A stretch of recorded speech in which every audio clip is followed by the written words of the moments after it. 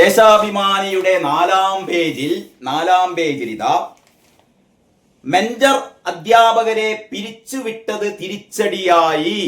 നിങ്ങൾക്ക് ഓർമ്മ ഉണ്ടാവുകയെ, ഒരു 2 മാസത്തിന് അങ്ങേപ്പുറം ഈ സതീശൻ സർക്കാർ അധികാരമേറ്റ ആ ആഴ്ചയുണ്ടായ ഒരു വിവാദം ഇപ്പൊ കെട്ടടങ്ങിയിരുന്നു. അത് വീണ്ടും കത്തിക്കുകയാണ്. മെന്റർ അധ്യാപകരെ പിരിച്ചുവിട്ടത് തിരിച്ചടിയായി. ഒറ്റ ദിവസം പഠനം ഉപേക്ഷിച്ച് 19 ആദിവാസി കുട്ടികൾ എന്നാണ് തലക്കെട്ടെ. ആ വാർത്ത ഇങ്ങനെയാണ്: കാടിനുള്ളിലെ ആദിവാസി കുട്ടികളുടെ കൊഴിഞ്ഞുപോക്ക് തുടരുന്നു. കാട്ടിനുള്ളിലുള്ള ആദിവാസി കുട്ടികളുടെ കൊഴിഞ്ഞുപോക്ക് തുടരുന്നു. സതീശൻ വന്നോടെ ഇവിടുത്തെ ഇത് പോയല്ലോ, ഇലക്ട്രിസിറ്റി മുഴുവൻ പോയല്ലോ. സതീശൻ വന്നു, ഇവിടുത്തെ ലൈറ്റ് മുഴുവൻ അണഞ്ഞു, പങ്ക തിരിയാതെയായി. അപ്പൊ അതേപോലെ സതീശൻ അധികാരമേറ്റു, ആദിവാസി കുട്ടികളൊക്കെ പഠനം നിർത്തി. പോത്തുകല്ല് ഞെട്ടിക്കുളം ഹോസ്റ്റലിൽ നിന്ന് 19 ആദിവാസി കുട്ടികൾ ഒറ്റ ദിവസം പഠനം ഉപേക്ഷിച്ച് കാട്ടിലേക്ക് മടങ്ങി. ഞെട്ടിക്കുളം AUP സ്കൂളിലെ LP UP വിദ്യാർത്ഥികളാണ് സ്കൂളിൽ പോകാതെ കൂട്ടത്തോടെ കാട് കയറിയത്. പോത്തുകല്ല് മുണ്ടേരി വനത്തിനുള്ളിലെ കുമ്പളപ്പാറ ആദിവാസി ഉന്നതികളിലെ കുട്ടികളാണിത്. അതാണ് വാർത്തയെ. എന്നിട്ട് ഞെട്ടിക്കുളം ഹോസ്റ്റലിൽ നിന്ന് 11 പെൺകുട്ടികളും 8 ആൺകുട്ടികളുമാണ് വീടുകളിലേക്ക് മടങ്ങിയത്. ആദിവാസി കുട്ടികളുടെ കൊഴിഞ്ഞുപോക്ക് തടയാനും ഇനിയാണ് ദേശാഭിമാനിയുടെ സ്ഥിരം നമ്പർ പ്രയോഗിക്കുന്നത്. അതായത് ആദിവാസി കുട്ടികളുടെ കൊഴിഞ്ഞുപോക്ക് തടയാനും പഠന നിലവാരം ഉയർത്താനും LDF സർക്കാർ മെന്റർമാരെ നിയമിച്ചിരുന്നു. LDF സർക്കാർ ആരെ നിയമിച്ചിരുന്നു?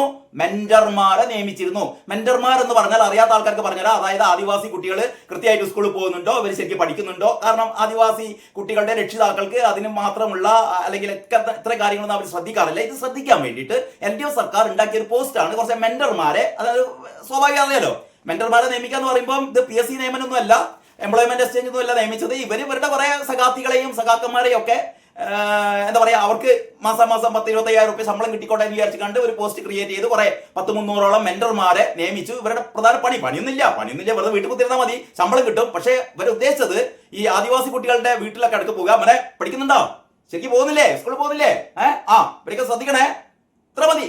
ഇതാണ് മെന്റർമാരുടെ പണി. അപ്പൊ അങ്ങനെ മെന്റർമാരെ LDF സർക്കാർ നിയോഗിച്ചിരുന്നു. ശരി, ആദിവാസി ഉന്നതികളിലെ മുഴുവൻ കുട്ടികളെയും സ്കൂളിൽ എത്തിക്കുകയായിരുന്നു ലക്ഷ്യം. അതാണ് ലക്ഷ്യം പറഞ്ഞതാണ്, ആദിവാസി മേഖലയിലെ മുഴുവൻ കുട്ടികളെയും സ്കൂളിൽ എത്തിക്കുക. ഇമാതിരി പഠനം ഉപേക്ഷിച്ച് വരുന്ന കുട്ടികളെ വീണ്ടും നിർബന്ധിച്ച് സ്കൂളിലേക്ക് അയക്കുക. ഭരണമാറ്റത്തോടെ, നിങ്ങൾ ശ്രദ്ധിക്കണേ, VD സതീശൻ ചെയ്തൊരു പാതകം. ഭരണമാറ്റത്തോടെ UDF സർക്കാർ സംസ്ഥാനത്തെ മുഴുവൻ മെന്റർ അധ്യാപകരെയും പിരിച്ചുവിട്ടു. UDF സർക്കാർ അധികാരത്തിൽ വന്നപ്പോൾ എന്താ ചെയ്തത്? LDF സർക്കാർ നിയമിച്ച 300ഓളം മെന്റർ അധ്യാപകന്മാരെ പിരിച്ചുവിട്ടു. ഇത് കഴിഞ്ഞ 2-2.5 മാസം മുമ്പ്, അതായത് ആ മെയ് 18-ന് VD സതീശൻ സത്യപ്രതിജ്ഞ ചെയ്ത ആ ദിവസത്തിന്റെ ഒരാഴ്ചക്കുള്ളിൽ ദേശാഭിമാനിയിൽ പലവട്ടം കൊടുത്തിട്ട് നാറിപ്പോയ വാർത്തയാണിത്.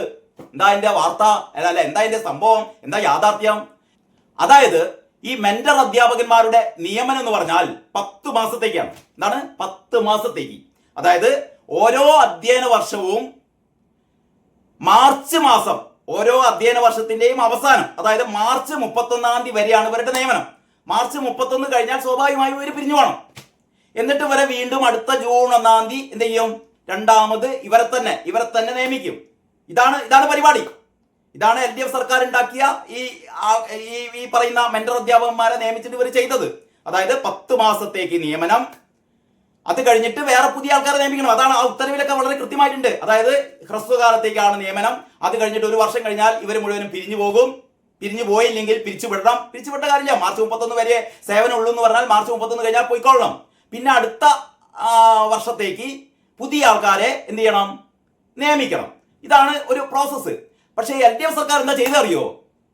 സ്വന്തം ആൾക്കാരാണല്ലോ, സ്വന്തം ആൾക്കാരെ പിൻവാതിൽ നിയമനം. ഇവരെ മാർച്ച് 31 കഴിഞ്ഞാലും ഇവരെ തന്നെ വീണ്ടും അടുത്ത വർഷവും തുടരാൻ അനുവദിക്കും. അത് കഴിഞ്ഞിട്ട് അടുത്ത വർഷവും ഇവരെ തന്നെ തുടരാൻ അനുവദിക്കും. ഇങ്ങനെ കഴിഞ്ഞ 4-5 കൊല്ലമായിട്ട് ഇവരിങ്ങനെ കുശാലായിട്ട് എന്താ പറയാ, ശമ്പളം വാങ്ങി അർമാദിച്ച് ജീവിക്കുകയായിരുന്നു. അങ്ങനെ ഇപ്രാവശ്യം ഈ ഇലക്ഷൻ ആയപ്പം മാർച്ച് 31 ആയല്ലോ. മാർച്ച് 31 ആയപ്പോൾ സ്വാഭാവികമായി ഇത് കഴിഞ്ഞു. മാർച്ച് 31 ഇവരുടെ ഔദ്യോഗിക ജീവിതം കഴിഞ്ഞു. മാർച്ച് 31 കഴിഞ്ഞ സംഭവമാണ് ഇവർ പറയുന്നത് സതീശൻ സർക്കാർ പിരിച്ചുവിട്ടുന്ന്.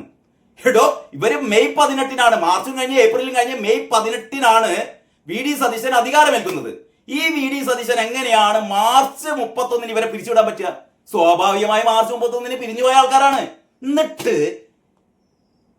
എന്താ പറയാ, വീണ്ടും അന്ന് പറഞ്ഞിട്ട് നമ്മുടെ മന്ത്രി തുളസി, അതായത് ഈ പട്ടികജാതി പട്ടിക വകുപ്പ് മന്ത്രി തുളസി വളരെ കൃത്യമായി അക്കാലത്ത് തന്നെ പറഞ്ഞിട്ടുണ്ട്, ഇവർ പറയുന്ന കള്ളത്തരാണ്, ഇതൊരു സ്ഥിര നിയമനമല്ല, ഓരോ വർഷത്തേക്കുള്ള നിയമനമാണ്, മാർച്ച് 31-ാം തീയതി പിരിഞ്ഞു പോകും, പിന്നെ പുതിയ ആൾക്കാരെ നിയമിക്കും, ഇങ്ങനെയാണ് ചെയ്യേണ്ടത്.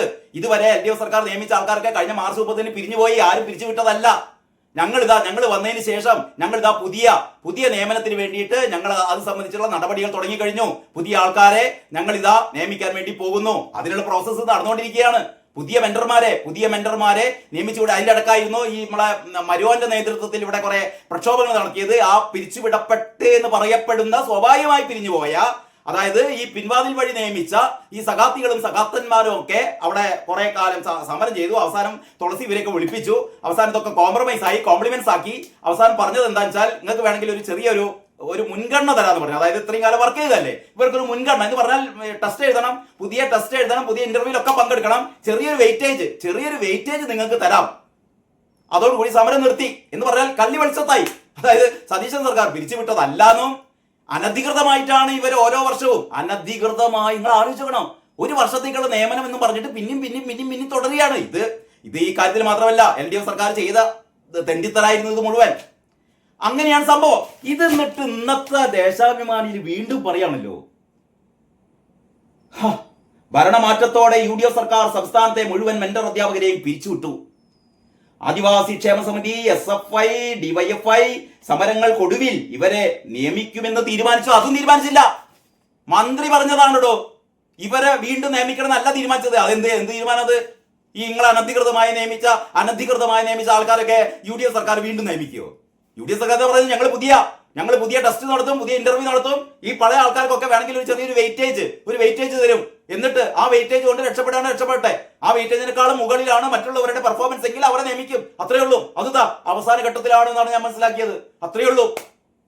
അപ്പൊ ഇങ്ങനെ കുത്തിത്തിരിപ്പ് കള്ളത്തരം, പിന്നെ എട്ടുകാരി മമ്മൂഞ്ഞിന്റെ മാറ്റി അത് ഞമ്മളാ.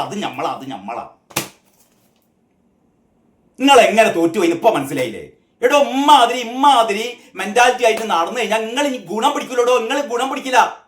അല്ലാതെ മറ്റേ വെള്ളാപ്പള്ളി നടേശന്റെ കഴുത്ത് എന്താ പറയാ തോളിൽ കൈയിട്ടതിന്, കാറ് കയറ്റിയതിന്, മറ്റേ യോഗിന്റെ മറ്റേ ആശംസ വായിച്ചതിന് എന്നൊക്കെ പറഞ്ഞു കണ്ട് നിങ്ങൾ ഇങ്ങനെ വല്ല സൈദ്ധാന്തിക കാര്യങ്ങളും ചെയ്യണം. നിങ്ങൾ അത്യാവശ്യം സത്യമായിട്ട് പറയും, മാനം മര്യാദയായിട്ട് നിങ്ങൾ രാഷ്ട്രീയം പറ.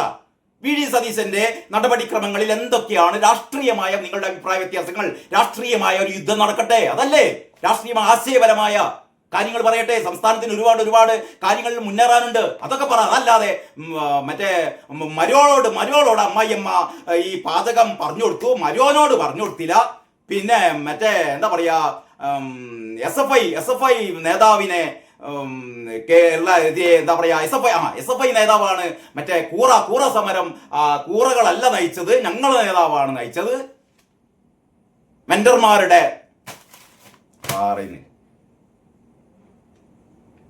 പോരെ. ഞാൻ ഇതിൻ്റെ അകത്തൊരു 3 വാർത്തകൾ നിങ്ങളുടെ മുന്നിൽ ശ്രദ്ധയിൽപ്പെടുത്തിയേ ഉള്ളൂ. ഇമ്മാതിരി 3 അല്ല, ഒരു 30 എണ്ണം ഉണ്ട് ഇതിൻ്റെ അകത്ത്. ആവശ്യമുള്ള ആൾക്കാരൊക്കെ ദേശാഭിമാനി വായിച്ച് ഇങ്ങനെ കൊൾമയിൽ കൊള്ളുക. അതേ പറയാനുള്ളൂ. എല്ലാവർക്കും നന്ദി, നമസ്കാരം. ബാക്കി വിശേഷങ്ങൾ അടുത്ത വീഡിയോയിൽ. അതുവരെ എല്ലാവർക്കും നന്ദി, നമസ്കാരം.